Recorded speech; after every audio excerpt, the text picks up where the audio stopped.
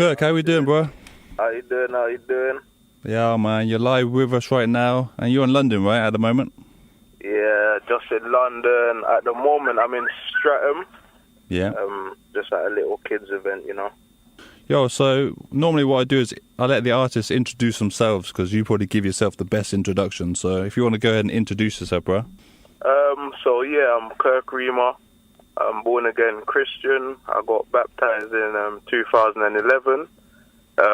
Before I was a bit of a, what they call a bad kid, you know, doing the wrong things, going the wrong way. And yeah, God just showed up in my life. Obviously, growing up from young, I've always loved music, always been into music.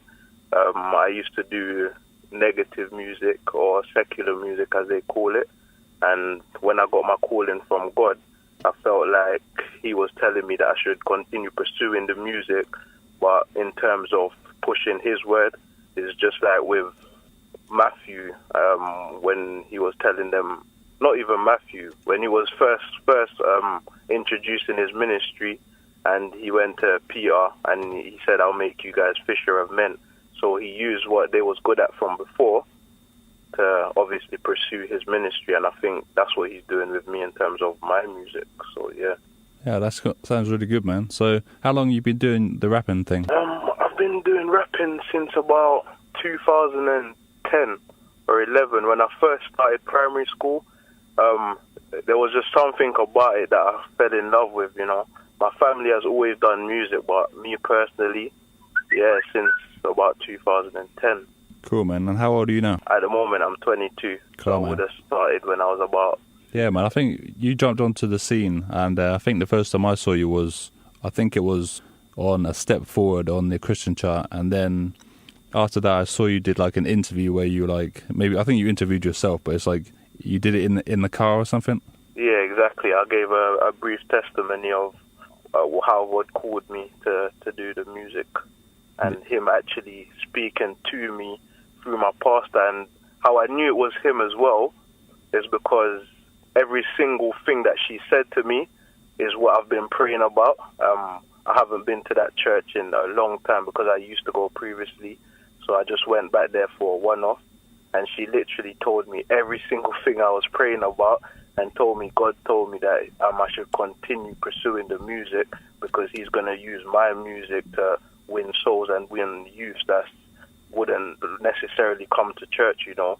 Yeah. And that's why if you listen to my music, you might think that if someone listens without actually listening to the words, they might think it's secular music, but when they're actually listening, I'm actually preaching the gospel, you know? Yeah, man. I mean, that's what I would say about your music, is that it's got a real kind of gritty kind of street vibe to it, which sounds good. Yeah, man. Yeah. So what is it? So the tunes that we got today, we've got 3 tunes to showcase, and they're from your upcoming Rhema EP, is that right? Exactly, yeah. It's coming out Monday. I want to put it on Bandcamp.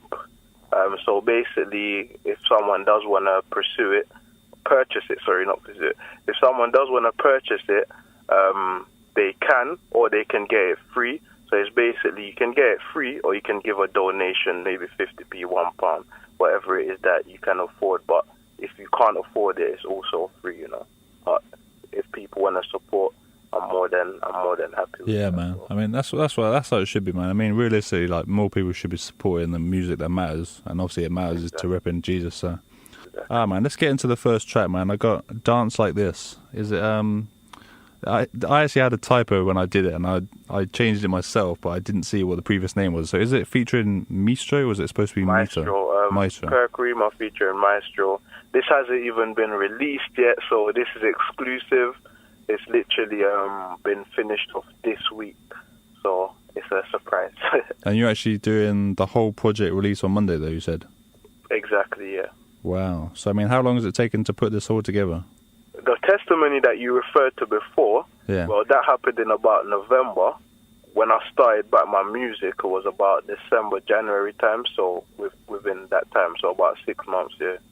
Cool. What is Dance Like This about? Is it literally just, let's have a party?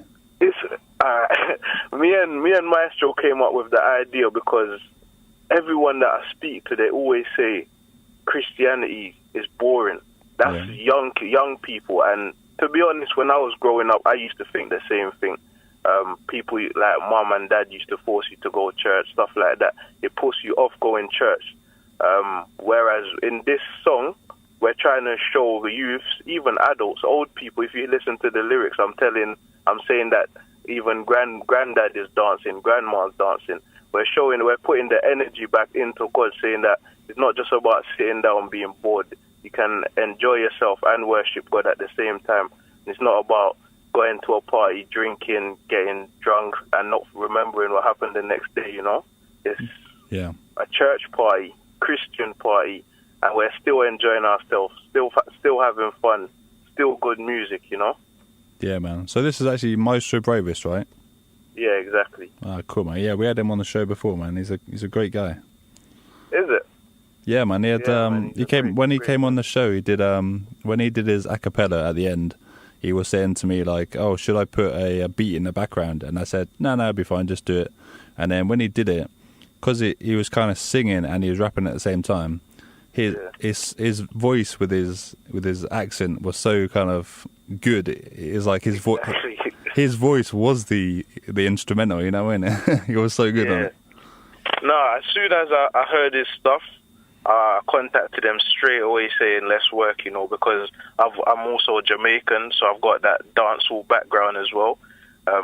If you listen to my music, you might hear a bit of reggae influence, or sometimes I might change my voice and speak dancehall.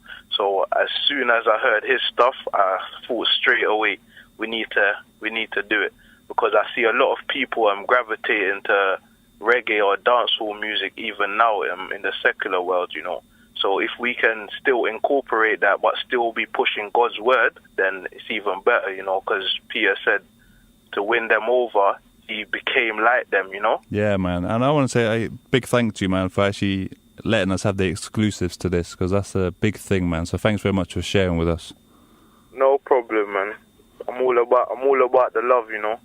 Yeah, man, for real. And that's how it should be, man. I mean, that's what everyone should be who's a Christian, innit, really? But let's get into it, man, because I want to learn more about you, because, like I say, I literally heard about you more or less on that interview, and even then I'm still thinking, you know, I want to see more of this guy because his music sounds good. What's your vision now? Like, where you're at, and also, where have you come from? Right now, as I said, I'm just trying to get this EP out there, which comes out on Monday.